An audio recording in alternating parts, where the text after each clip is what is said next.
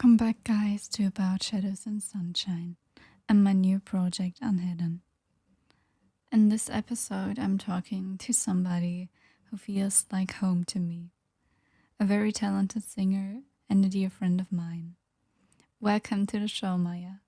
I'm so happy to have you. Okay, that was a really sweet intro. I don't know if I deserve all that, but hi, I'm Maya. Thank you for inviting me. I'm really grateful to be here. I like talking about psychology and just trying to understand how people think and feel. I've been through my own stuff like childhood experiences and OCD, so that's kind of where I'm coming from. I'm not an expert or anything, just sharing what I've learned along the way. If it helps someone's even a little, it's enough. Yeah, that's me. I believe that we can just dive into the topic about childhood trauma because that's what I wanted to talk about today. Like how childhood trauma can really affect your daily life and how it just is something that we have to talk about and also like in therapy. And I feel like it really does affect me as well. How do you feel about it? Is it a huge part in your daily life as well? Yeah, I'd say early childhood experiences really shape how we see the world as an adult, and it also affects our daily interactions with people Yeah. around us. Oh my god, for real. If I have to talk about my experiences, I didn't face any sort of physical abuse, but I can say that my parents were kind of like emotionally abusive.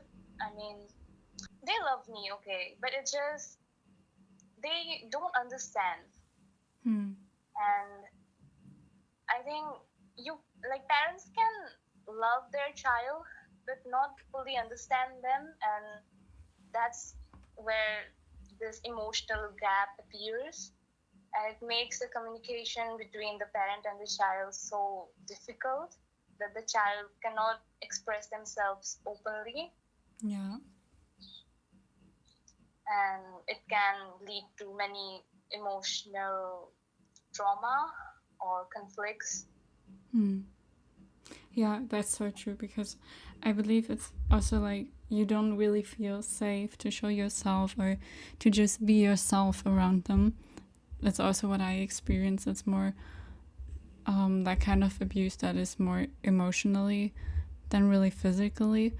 But I believe it can affect you a lot as well. I also had this like that I feel sometimes like my personality wasn't really visible when I was a teenager or when I was a kid because it was dangerous for me to show myself and to really be myself around my parents or especially around my dad, I believe, because it wasn't safe. Like if I would have shown myself, it would have meant more drama, it would have meant unsafety. Yeah, there's always this constant fear of being judged or being rejected. Like there's no safe outlet for the emotions, Yeah. and it can deeply affect about our feelings even when we grow up. Yeah, it's because when we grow up and then we meet people that feel safe, it's sometimes like that I question that. That I'm like, oh, you're really this nice? Can this be true? Because sometimes people just seem to be safe, but they aren't. But most of the time they are, and then it's just fear or the bad experiences that come back up. You should always be open to meet new people, and this is also what I think is really healing. Like if you isolate yourself, that won't help. And to think about the world as something bad won't help as well. You have to make those experiences, even if they are bad. You have to meet new people, even if it scares you. But that's also what is healing when you will meet the right people. Yeah, I agree with you. That is a very important thing. Like, we should be open to new experiences and we shouldn't hold ourselves back just because something in the past. I want to mention one specific thing. I don't know much about uh, neurology or something like that. But when we are so used to toxic experiences, our nervous system can feel like so overwhelmed all the time.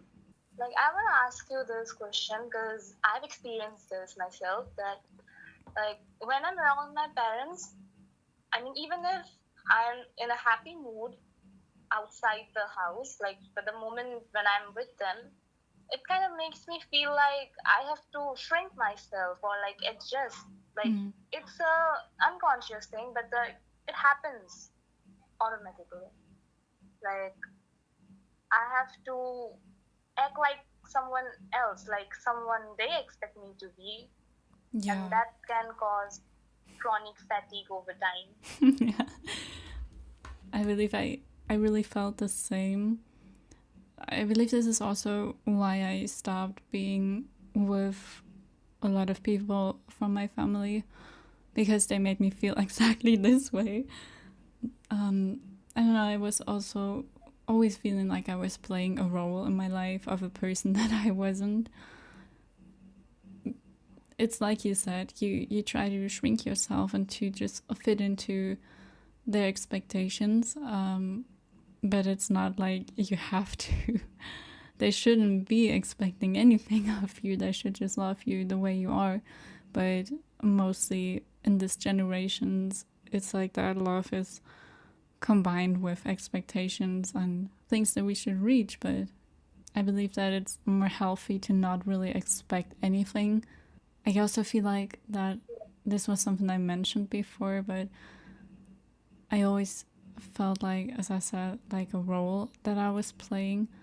But after not being around those people anymore, I became more free. And when I'm with my mother, it's like that I can just be myself.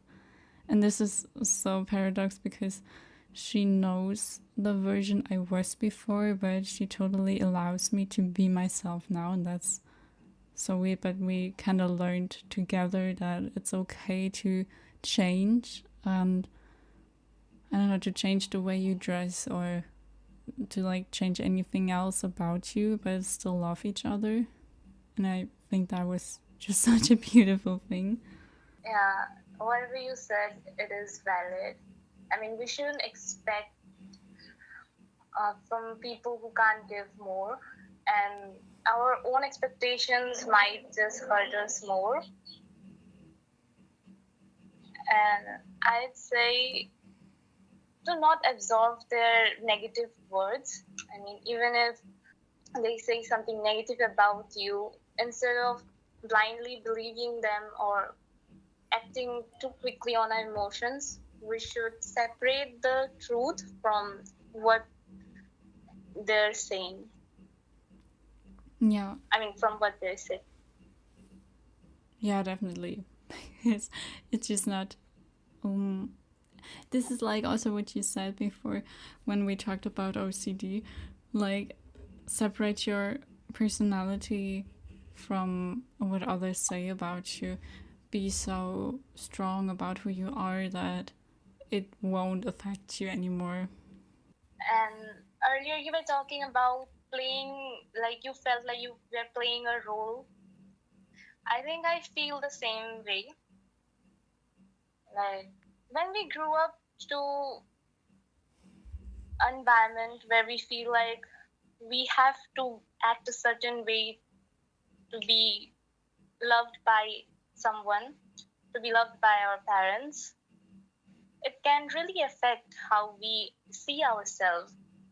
So we adjust and we try to shift ourselves into a role which can happen subtly over time, and we don't even realize it when it happens, even as an adult.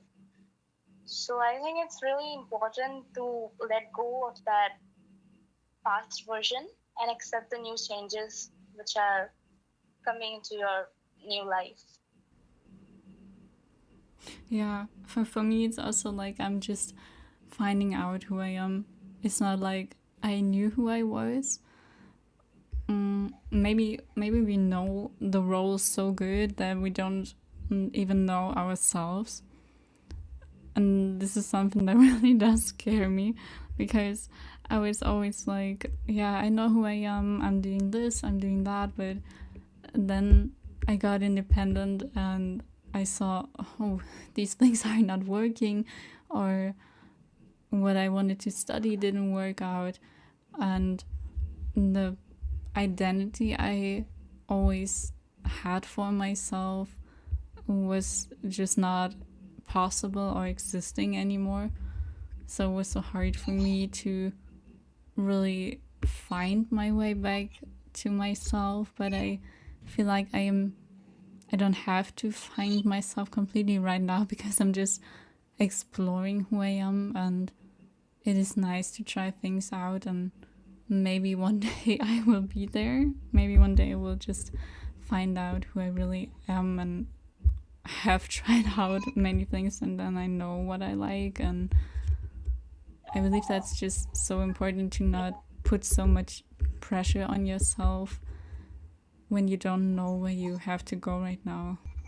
Yeah, healing is not an easy journey, but we can start by practicing small things. Like, first, by listening to our body. Like, if you're thirsty, like, just ask yourself, like, what my body wants right now. Just have a glass of water, like, sit down peacefully, like, not panicking every time, like, fulfilling the basic necessities of the body first. If you're hungry, then just feed yourself healthy food by sleeping properly and slowly, like, setting boundaries. I think we can take small steps towards healing. Yeah, definitely. I think most of the people don't realize how tough it is to even maintain like basic hygiene when you are going through something difficult in your life. Like even brushing your teeth or like small things can feel so overwhelming. Yeah, that's true. I also So experience that when I'm depressed. It's like on those days when you feel so heavy that you don't even want to go out of bed, and the world just seems so cruel, and you just don't have no hope left. But in the end, you have a free will and you can make the decision to stand up and to try, but be aware of how fast you do things. And when we take it slow, I believe that it gets better and that we can be mindful about ourselves and our needs. yeah, I'll say the first step is to believe in yourself, like you can actually heal. That is the most strongest thing you can do to heal, to believe in yourself. I mean, it's easy to say, but in that exact moment when you're actually experiencing those negative things like trauma or depression, the most important thing is to believe in yourself and trust the universe that you can actually get better. Try by doing small things. First, by just listening to our body, like I said before. Second, I think you can, like, it's really important to cut off toxic people from your life, no matter how much important they are. But if they are toxic and they're not serving any positivity in your life, instead they're just draining the energy out of you, they're criticizing you, it's really important to just cut them off from your life. Yeah, it's really important to do that, because if you keep up with these people, you are kind of lying to yourself and you're choosing them over yourself, and that is not really good. Yeah, anything you want to share? You mean about people I have cut off from my life, or a different thing? Like how it changed your life? I don't really have much family left yet. But for me, it's just like finding my way back into finding out who's good for me and who not. But after not being with them, it feels more clear for me that they weren't good for me, because I see all these habits that I've built up because of them. And I'm slowly trying to work through the anxiety, through the old patterns and everything, journaling a lot, and I don't know, just going through the sadness. Or it's like when you lose a parent or when you don't have contact to a parent anymore, it's also like a loss because they are not present anymore. You don't receive a love or whatever you think you received from them. And you have to go through the sadness of not being with them anymore, and that there won't be a future with them anymore. Because I believe that I also always saw the potential in that person, but they never lived the potential I saw. And this is the thing that really made me sad in the end. But I also had to accept that I couldn't change it and that I couldn't help them. So I believe it's an ending for me. But sometimes family is the ones which we choose. Like a family can be even our friends or someone who actually cares about you, or someone you love. Yeah. Like family doesn't always have to be blood related, I believe. Yeah, definitely. I believe we all do have like some kind of a soul family or friends that have to cross our ways that we will always find in different lifetimes, that we will find certain souls in every lifetime, that we are supposed to meet these people and learn things through them. What ways do you express yourself to heal those inner parts of yourself as a child which were hurted? Yeah, I was thinking about it.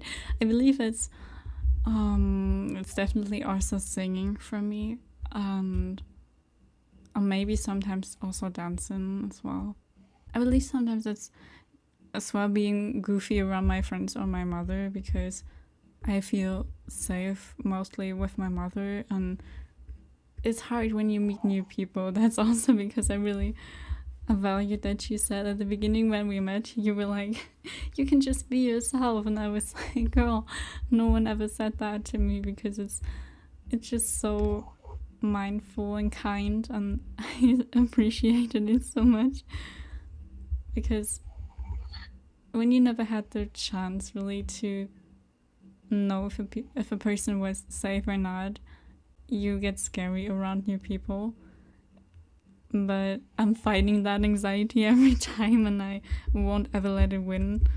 If a person is good for me, then I am trying my best to stay with them. Yeah, I totally understand what you're saying. I also like to do singing or sometimes painting. Painting is that hobby which I gave up as a child, but after years, I took the paintbrush. I told myself that my painting doesn't have to be perfect. Like, I don't have to show the world what I'm working at. I mean, as a child, I used to paint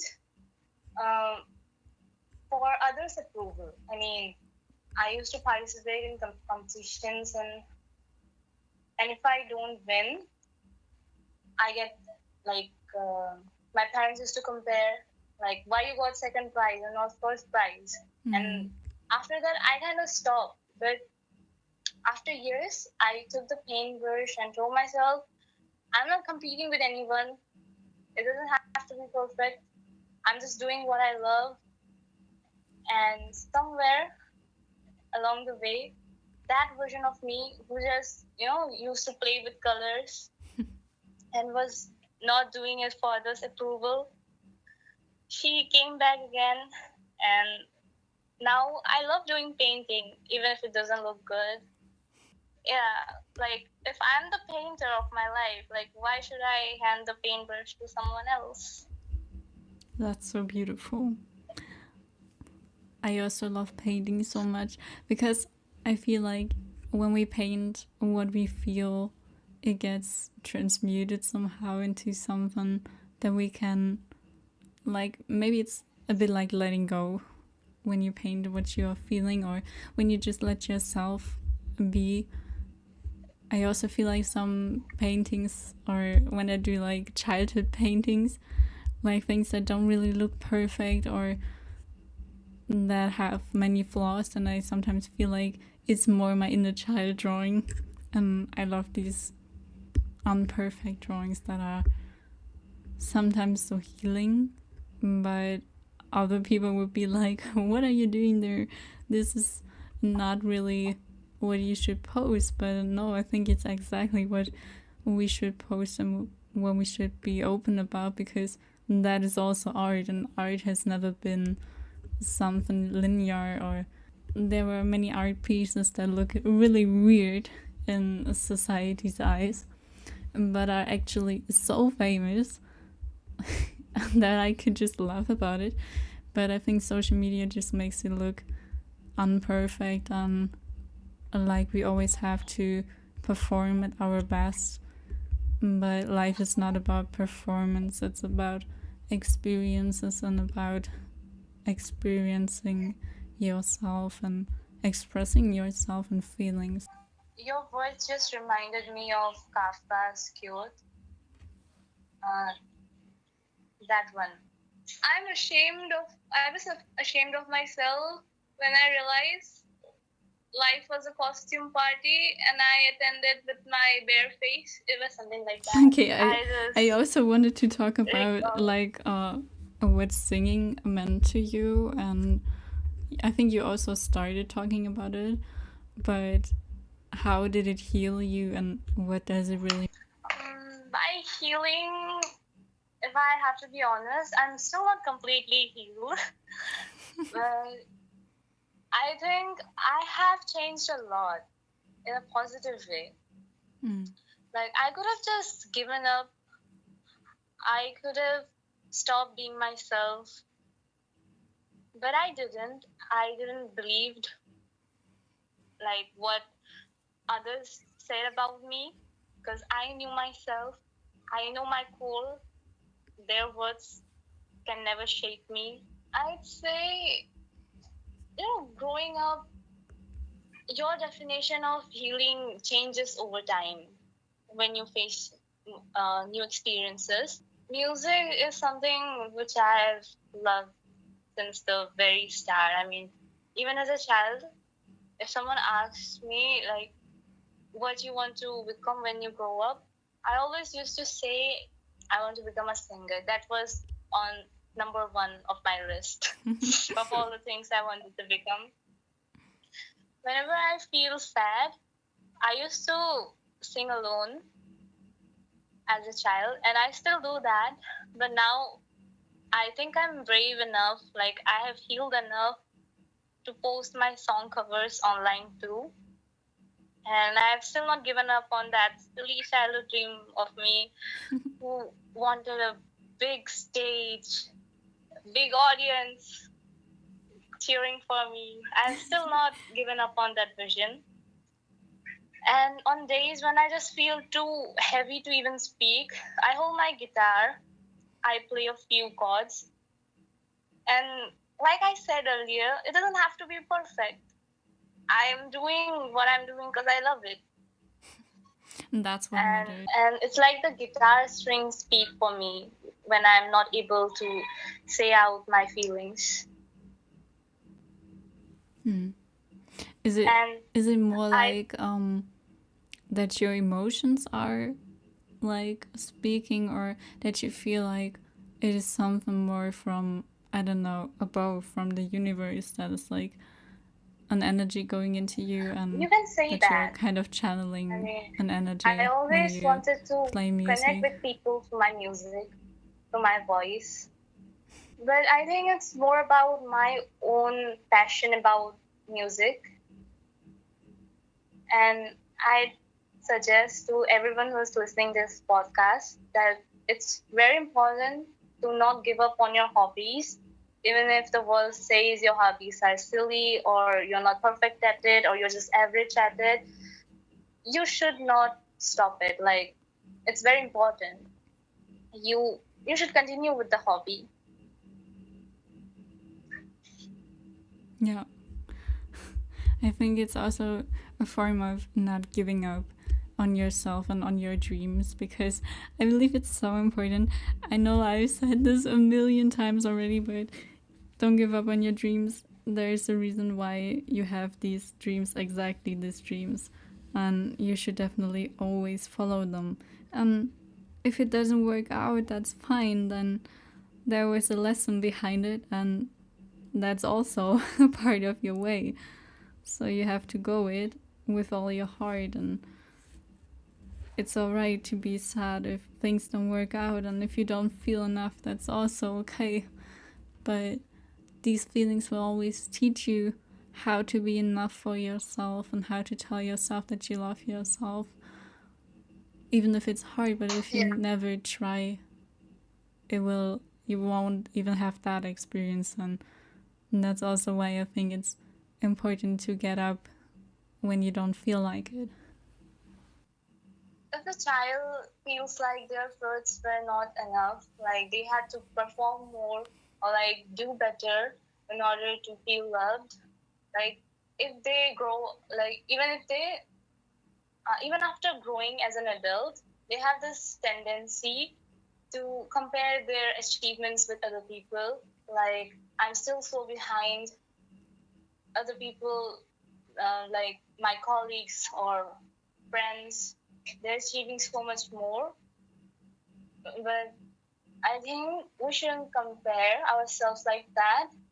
And we should understand that it's not actually our inner voice, but the voices in our past which shaped us this way. Yeah, it's also like there's a timeline for everyone, and you don't have to be where a different person is at the moment. And you will achieve the things you have to, but some things just won't work out, and that is okay, because there can be a plan that is so much bigger than you think at the moment. And sometimes things just don't make any sense. And you might think, like, why is this happening at the moment? But after some time you will see the bigger picture, and it will all just make sense why everything happened.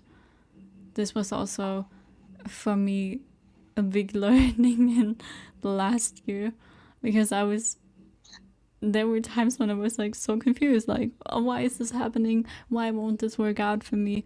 Why me? But it happened for a reason, and there will always be a reason. And I just saw it later, and I believe that really made sense for me. I also never really understood why childhood trauma is kind of happening to so many people, and how parents can do that to their kids. But if we see it as, I think yeah, we cannot heal in the same environment we grew up in. I mean, it's really important to change our environment to like moving out of your house, because being in the same environment will continue triggering your trauma, and it can make your trauma even worse. Yeah, I believe for some people it does.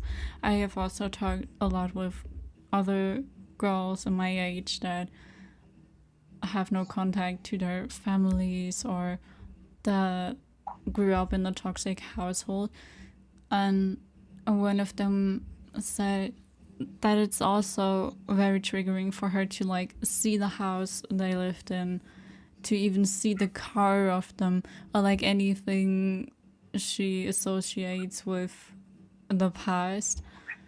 But I believe it's like when you break up with someone.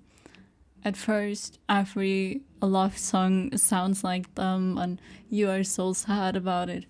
But when we really heal, when we really let go of everything, you can stand beneath the house and be okay with it.